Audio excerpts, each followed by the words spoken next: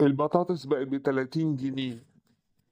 مش مهم البطاطس دي حتى بتجيب إمساك.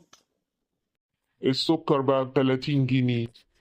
مش مهم ده حتى وحش وبيسوس السنان وكتره مش حلو. الرز ب30 جنيه. هو أصلا بيتخن بلاش. البصل بقى ب40 جنيه. بلاش ده حتى ريحته وحشة.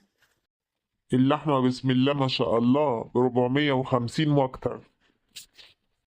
مش مهم دي حتى بتجيب نقرس. العدس ب80 جنيه.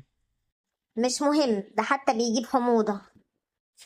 كرتونة البيض ب200 جنيه. يعني اللي كلوا بيض عملوا ايه؟ ده حتى بيعلي الكوليسترول. الجبنة الرومي ب300 جنيه. يا اخويا عيش عيشة اهلك، هات فول. الفول ب50 جنيه. بلاش يا عم بيتعب القولون اصلا. كده مش فاضل غير الملح اللي ب2 جنيه. حلو قوي، احنا نجيب ملح ونرش بعض عشان الحسد. واخدانا على فين يا مصر؟